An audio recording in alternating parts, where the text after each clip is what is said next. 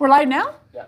Hey, Facebook, it's your friendly nosy neighbors, Jessica Carden. And Chad Murdock. With Murdock Manwaring Company. Thanks for joining us today. We are here again with Dr. Scott Woolstenhulme. Actually, before we begin, if you're watching this live, will you make sure to like and follow the Nosy Neighbors page and share this video. We're trying to get the word out about the levy and some changes that have happened. So please share this to your page because we're going to give you some good information about what is different when this levy comes back up. Yep, absolutely. So May 18th May 18th. is a new levy. Yep. And what's on the docket?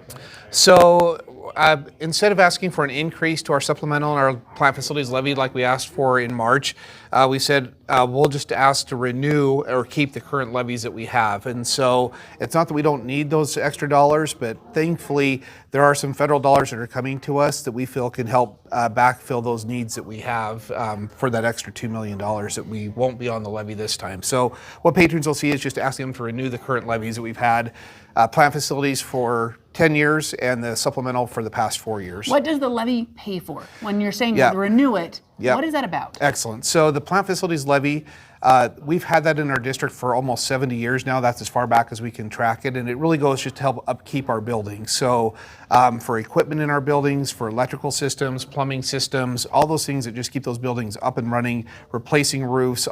We have buildings here that are over 100 years old and some that are brand new. Lots of needs, and it helps to take care of those things. So why isn't that part of what your budget is? How come it takes a levy? I know I've had people ask about that. Yeah, that's a great question. So the state doesn't have it has a little bit of dedicated revenue for facilities, but just historically in Idaho, facilities have typically been the responsibility of the local patrons to take care of. And with charter schools, they actually provide additional funding to charter schools for facilities because they can't levy, but for public school districts, they don't give that funding. And so it's really saying, you guys can levy. That's really the expectation, is that you do that to take care of your buildings, whether it's building new ones with bonds or running a plant facilities like this to take care of the ones you have. How many other school districts also have this maintenance levy? Is this something that only District 93 asks for, or is this something? No, plant facilities levies, I'd have to run the numbers on that, but it's very common across almost all school districts. And the same thing with the supplemental. It's over 80% of districts in Idaho have a supplemental levy that really just helps take care or add to the dollars that we get from the state. So on the supplemental levy, that really typically goes towards supplementing the dollars we get for teacher salaries, for principal salaries, for our classified staff. That's the number one way that we use that. We also use it to keep our extracurricular programs up and going, paying coaches and advisors to do those things, doing some extra programs like PE and music in our elementary school.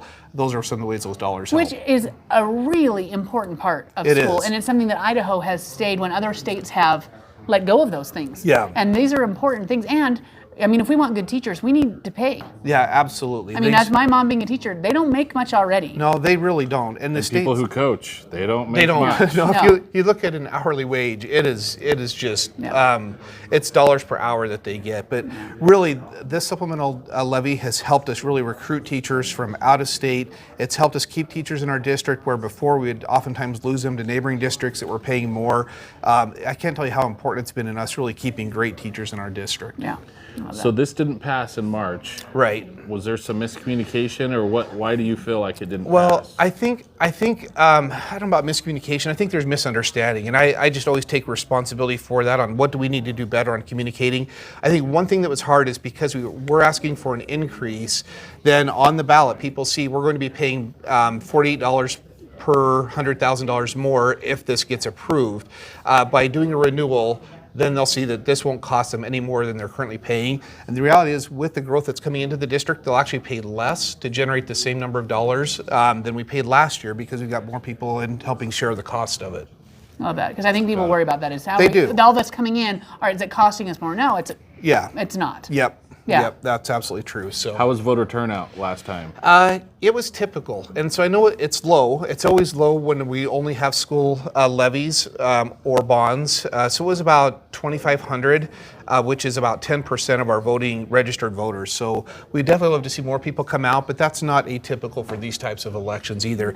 District 91 across the road from us had about the same number of turnout for theirs as well. Yeah. Okay. And I think maybe that was one of the more disappointing things for me is not that ours failed. Of course, that was disappointing, but as I looked around and saw District 91's passed, West Jefferson's passed, Shelley passed, Blackfoot passed, almost every other district in the state had theirs passed. And so we had a lot of reflection saying, what's different with ours?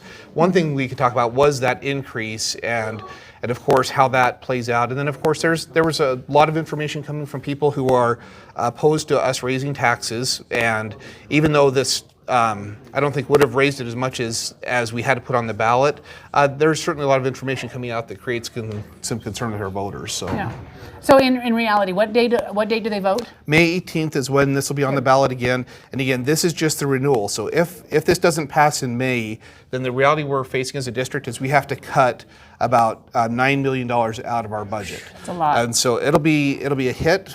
There is federal dollars that are coming that we may be able to use, but we don't have that information from the state yet. We don't know how we're able to use that. So we really can't bank on that as a district at this point, which is why we said we've got to give our patrons one more opportunity to support this before we figure out how to cut $9 million from our budget. It's really important, really important. And there'll be people that are passionate both ways, but we need the votes one way or the other. Yep, Yeah, absolutely. everybody needs to go out and vote. Yep. Do your Most research. important. You got, what, 6 weeks to do your research, and we want everybody to go out and vote and do what they feel is best. Where do they find out more information? So our website, d93schools.org, we'll have a link there that takes you straight to the levy election, and people can get information on that. And just watch for information coming about Facebook Lives where people could come and ask us questions that they have to get clarity and get their answers to what the information they need to know before they make their vote on May 18th. Okay, and I will put that in this post. You guys, it's not there yet now, but I'll go back and put it in there. So absolutely. Yep. All right. Well, I just want to tell you guys thanks, not just for this time on Nosy Neighbors, which has been awesome. You've been so supportive, but you guys did a fantastic job with our district leadership team today, helping us learn how we can work together, understand each other better, work as a more collaborative team. So you guys are awesome. Oh, So really thank appreciate you. the Thank time. you. It's We been really great. are passionate about our Those are community. Yes. So thanks for letting us come. Great. All right, Thank guys, let's Thank get out you. there. Make sure to get more information. If you have questions, get on the lives, follow that out. Get information. With good information. You can make good decisions. All right, this has been Jessica Carton. And Chad Murdock. Your nosy neighbors, keeping you In the know.